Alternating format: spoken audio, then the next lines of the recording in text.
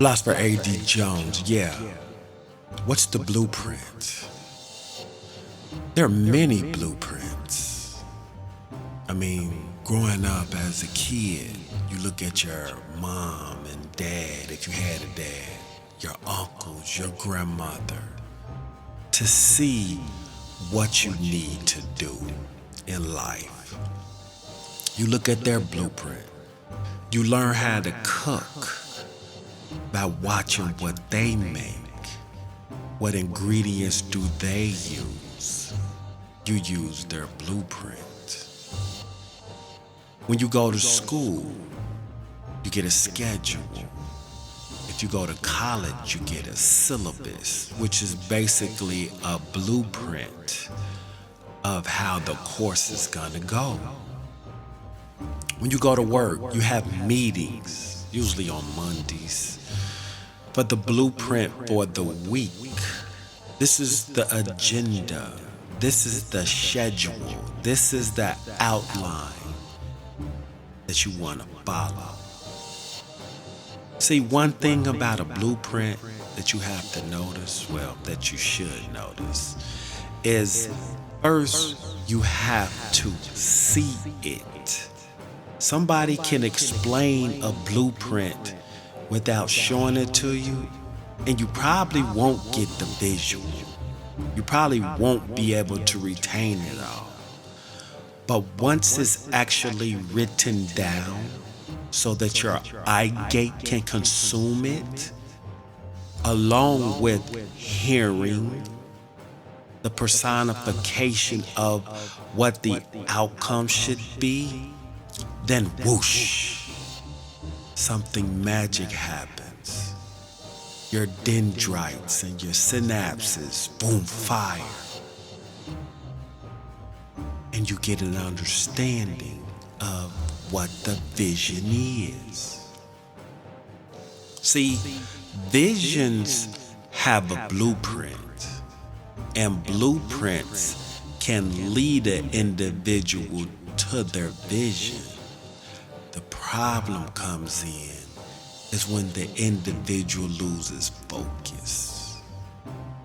See, they've already seen it with their eyes, so they focused in that manner. They've heard what the plans are, so they have that as well. It's the retention of the vision. It's the retention of the vision. As you go through your day, the toils of this life can make you forget the mission as well as the vision. It's consistently trying to distract you.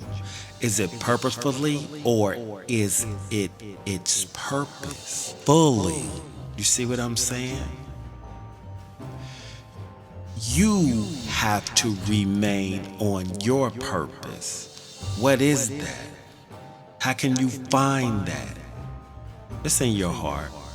You figure it out. And yes, there are lessons that you need to learn to get the wisdom to get to that next level on the blueprint. It's no other way. In order for you to understand what it's like to go hungry, you can't eat. You see what I'm saying? You can't eat. But in not eating, it elevates your body to another level of survival. So it not only has to rely on the physical attributes to stay alive, it relies on the spiritual, which is your will to survive. That's a tangible spiritual thing. It's almost like a connection of your spirit and your body to both remain on the planet. When the will is gone and one gives up, if they're hanging on the ledge, they release. Life is no more. The spirit separates, the body plunges. but the will of the person to stay hold on as tight as they can. Use every knuckle muscles to grip until they can pull themselves up or somebody come and rescue them. But the key is the will to survive. The will to survive. What's the blueprint though? See, without a blueprint, that will can become weak. It can become, we all gonna die anyway. It could become, oh well, this is it. But see, when you have a blueprint to change your family history, or to attain a certain goal, or to make it to a certain level, you'll say to yourself, I can't let go because I have to complete this. I have to do this. I have too much to do, which causes your will to be strong. Why? Because it's bigger than you. Why do you want to accomplish that? It's for the family. So you're affecting legacies with your will. Or you're affecting your legacies with not using your will. You can will yourself to do great things. And people that watch you will do great things. Because they've watched your will. And they've learned how to will themselves to great things. See, a will is contagious. Effort is electric. What's the difference between a layup and a dunk? The energy, the finishing energy. The layup looks swift and graceful.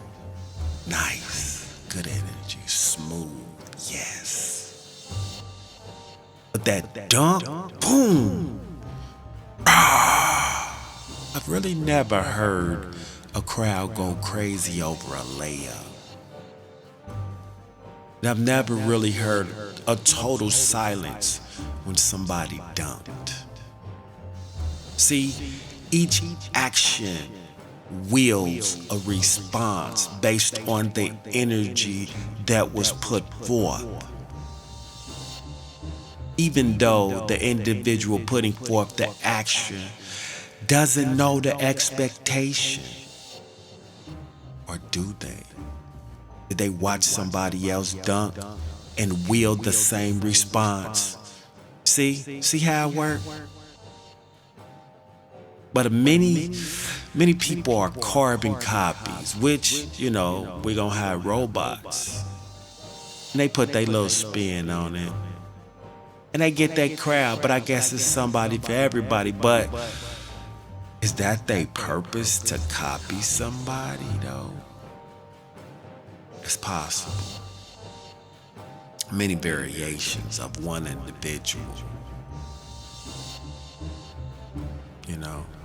We all think of a familiar popular song. It does strum our guitar strings in a separate manner. The touches is different. You know what I'm saying? But at the end of the day, you have to have a blueprint that you're gonna follow. Put your will behind it and go. This is a suggestion. You do what you want. But that's how it works. Till next time. Philosopher A.D. Jones, the God Creator.